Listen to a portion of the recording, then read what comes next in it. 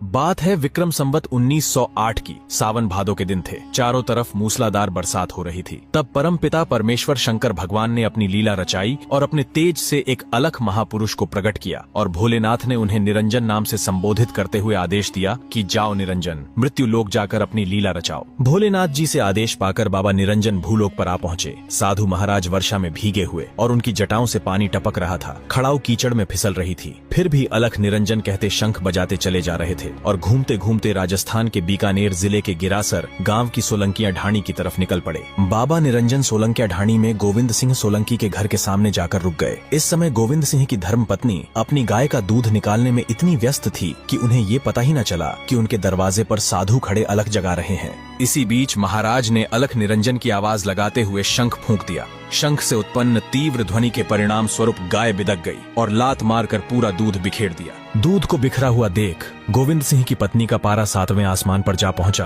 और बाबा की वास्तविकता से अनजान क्रोधित होते हुए साधु महाराज को बुरा भला कहने लगी और चिल्लाते हुए निरंजन महाराज से कहा, अरे ढोंगी, अरे कपटी, तुझे शर्म नहीं आई? ये पीले वस्त्र पहनकर और लंबा तिलक लगाकर क्यों भीख मांगता फिर रहा है? तेरे से कमाकर नहीं खाया जाता क्या? हट्टी कट्टी देह लेकर घूम रहा है, ढोंगी कहीं का। बाबा निरंजन हंसकर बोले, माता दोष क्यों लगाती हो? हम तो अभी आए हैं, अभी चले जाएंगे, 2 पल के मेहमान हैं।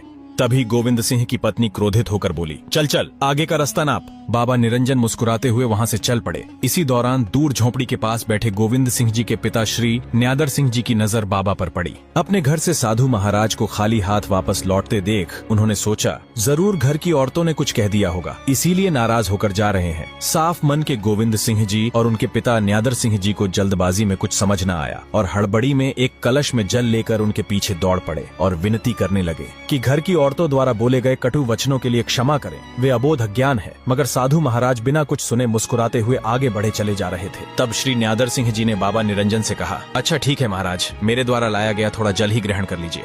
जब बाबा निरंजन ने शीतल जल ग्रहण किया तो उनको थोड़ी ठंडक पहुंची। उन्होंने कहा, जाओ, तुम्हें क्षमा किया। तब गोविंद सिंह जी ने बाबा से निवेदन किया कि ऐसे नहीं, अगर आपने सच में हमें माफ कर दिया है तो कृपया हमारे घर पधारें और हमें आपकी सेवा करने का सौभाग्य प्रदान करें। इस पर बाबा निरंजन हंसने लगे और मुस्कुराते हुए गोविंद सिंह जी के साथ उनके घर की तरफ चल दिए। जिसके बाद बाबा निरंजन ने गोविंद सिंह जी को एक नाड़ी खोदने और एक नियम का पेड़ लगाने का आदेश दिया। आज्ञानुसार उन्होंने ऐसा ही किया। तत्पश्चात बाबा निरंजन ने वहाँ 12 महीने खड़े होकर तपस्या की। इसी दौरान गोविंद सिंह और उनकी धर्मपत्नी दोनों सच्चे मन से बाबा की सेवा में लगे रहे। एक दिन बाबा निरंजन ने खुश होकर गोविंद सिंह जी से कहा, मैं तुम्हारे इस सेवा भाव से अत्यंत प्रसन्न हूँ, मांगो तुम्हें क्या चाहिए, यदि आज राजपाट भी मांगोगे तो मिलेगा। तब आंखों में अश्रु धारा भरते हुए गोविंद सिंह जी रो पड़े और बोले,